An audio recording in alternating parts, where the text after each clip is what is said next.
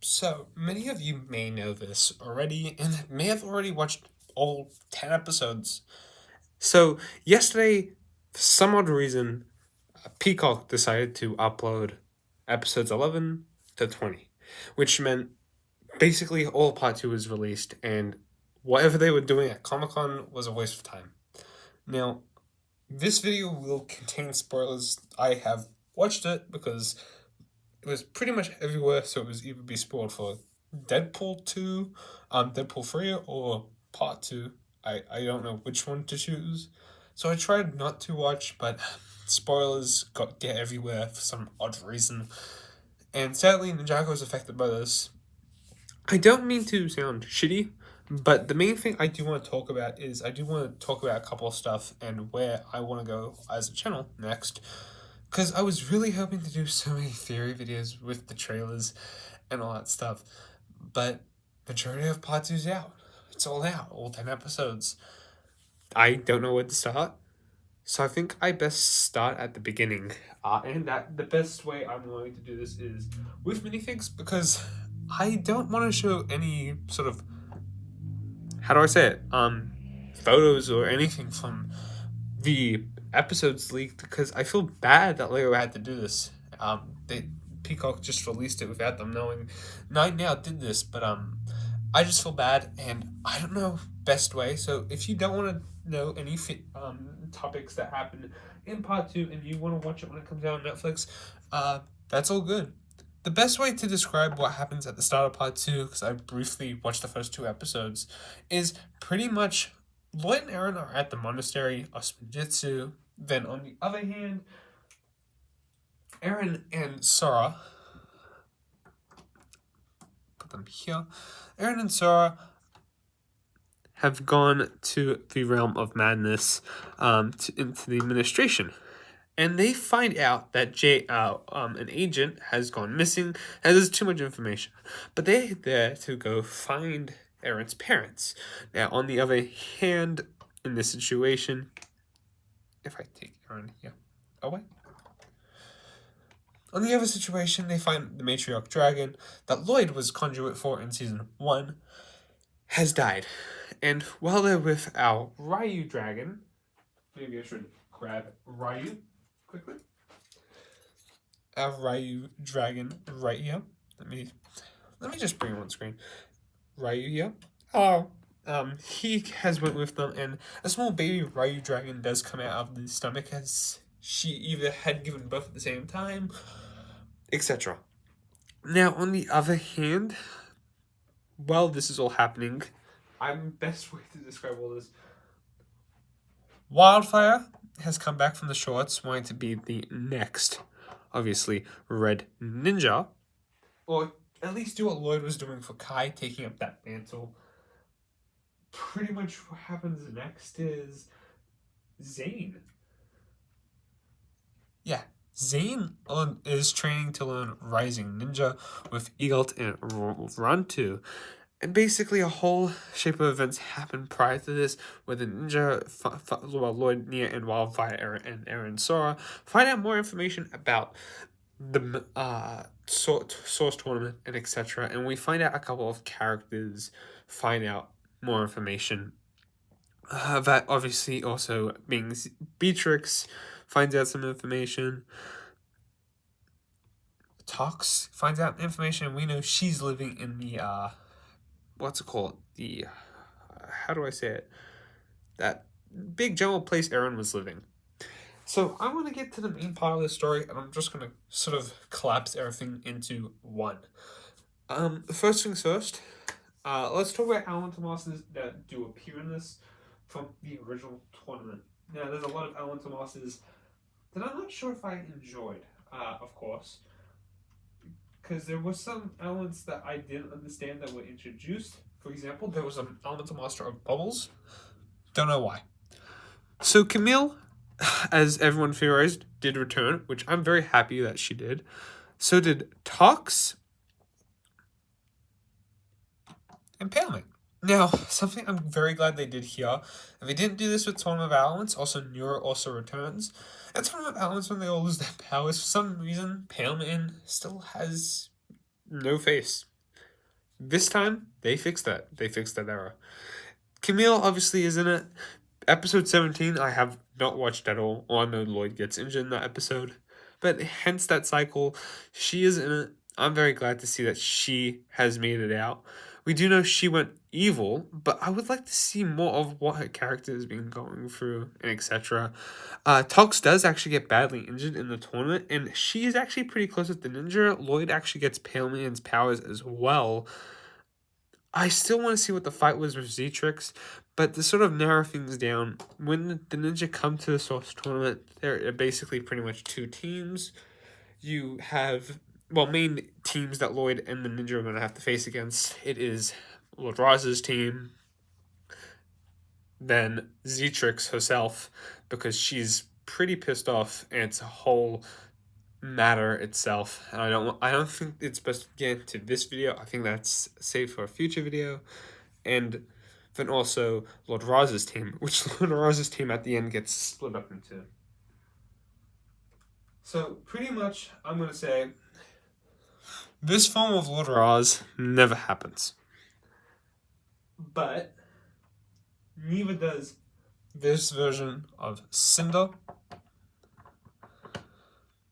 happen. But this power of, well, Jordana does appear like this.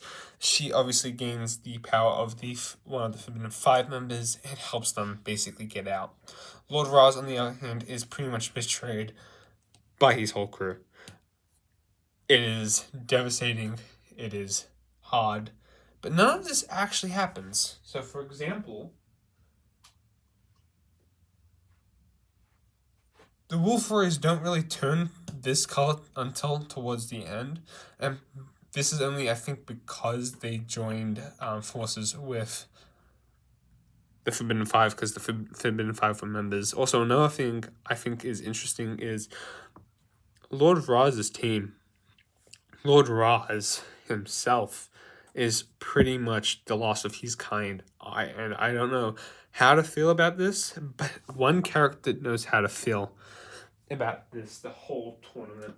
That's Aaron. I think best way to describe this partnership is the fears on Aaron going rogue or turning on the ninja. That is possible. I don't know where part 2 is going to go. It is actually, to me, going to be a quite interesting story next part. I can't wait to see. All we know is by the end of this era, Aaron goes to chase the Forbidden Five because Lord Roz has a lot of information. He told Aaron that Master Wu was the cause of the merge. And that's true. It is actually kind of hard to process. But one of the fun things about this is there's a lot of truth to what Lord Roz states. He can find Aaron's parents, but Lord Roz also did lie to Jay. Which is, I think, the next thing we should discuss. Which I just basically threw a branch at myself.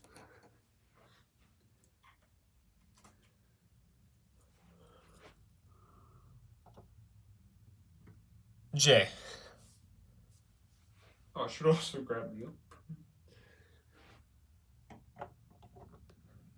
That part, all I'm going to say is if you haven't watched it, it's impactful. I'm not going to spoil what does happen besides who wins. Nia wins.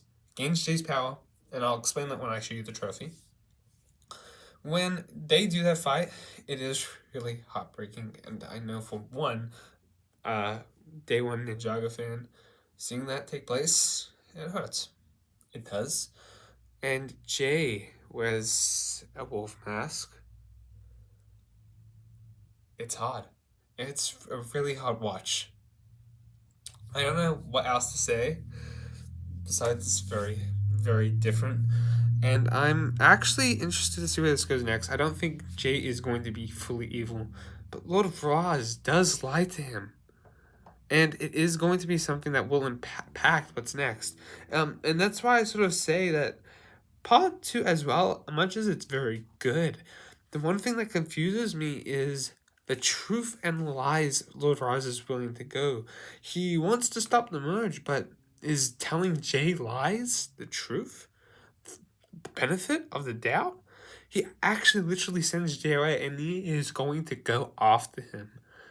It's hard, but then she hears Kai, and I believe something happens in episode 17. It is interesting. I've just got to say that. Now, interesting enough, Lord Raz is not our main villain of this sort of wave. Definitely, to be honest with you, Black is definitely a main villain here.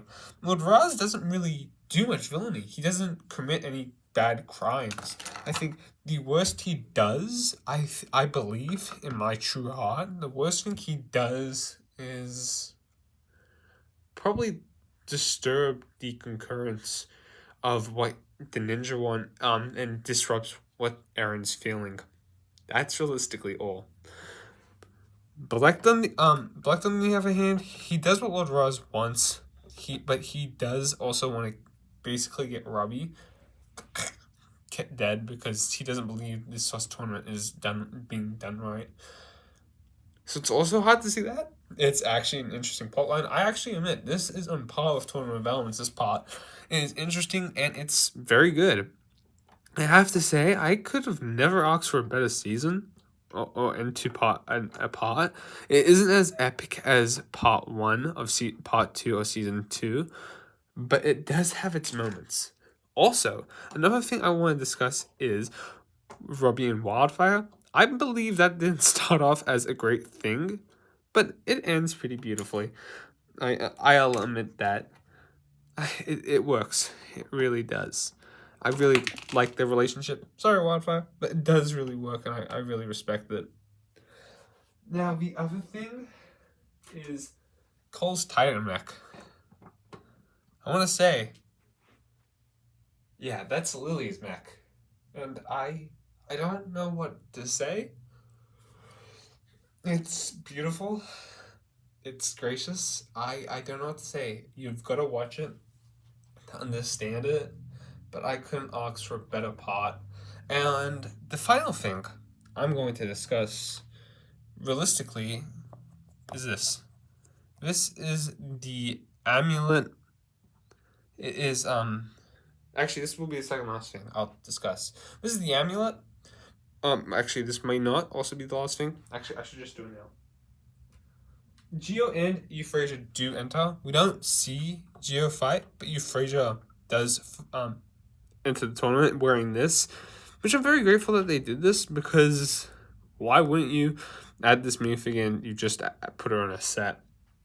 Hopefully we see the other version of her, but hopefully she becomes a ninja.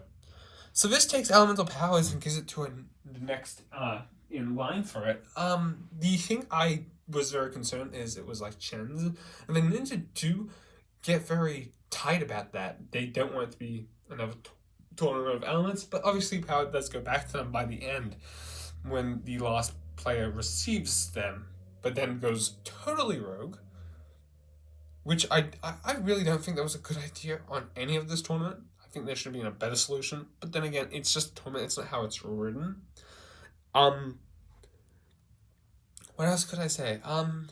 Fudge. Yeah, it takes elemental power away, and the thing is, let's discuss this. When elemental power is taken away, doesn't, like, Cole Lloyd's eyes just turn black? Because if we're looking at this from a perspective, I don't think the elemental power is drained away from you forever, because for some reason, it's sort of made to intent that you lose your powers for good. It's not, because you would definitely see in characters such as, well, you do sort of see in characters like Pale Man, he loses all his paleness. Lloyd doesn't lose his green energy, and it could be for multiple reasons, and I do want to do theories on this, but who's to say? And it's, for example, like Zane. He was the first one to lose his power, but for example, you cannot train that little keyboard thing in his heart that the original Master of Ice did. It's not possible. I'm actually very interested to see where this goes definitely next, but I've got to put this back on because it's going to annoy me. I'm very interested to see where this definitely goes next. Other thing I do just got to say is Kai does make it out of the Never Space place. Him and Bunzel do return, which is very good. I'm very grateful that he returns. The next thing I also should probably discuss here, discussing my whole thoughts at the end of this. What are they? I don't know how I feel about the ending of all this. There were some things I did enjoy understanding.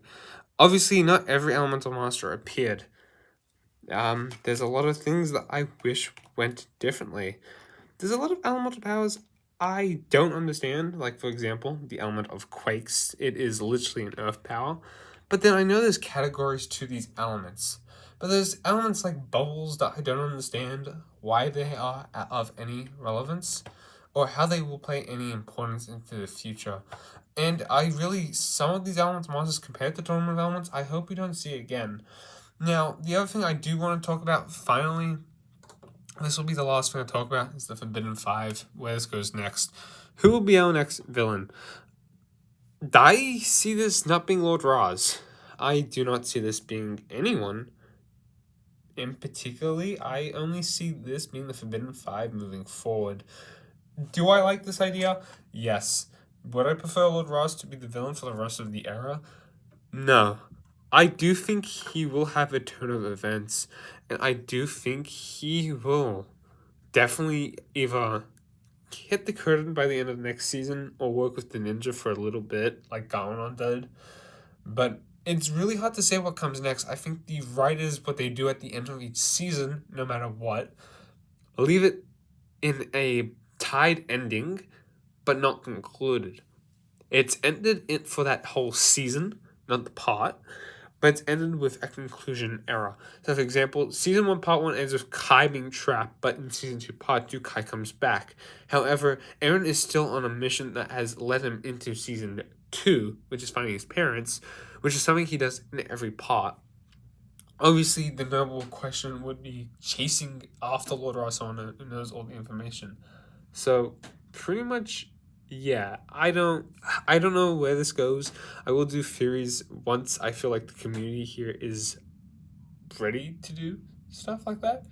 But, however, again, I know a lot of people are very upset that Part 2 has come out. Tanner Fishies is one of the people that I've watched for a long time, and to see him also be like, God, not this again, breaks my heart, because this is stuff that I don't know how to feel about it. Listen, Channel 9 in Australia usually uploads stuff without sort of like, I don't know if it's out permission.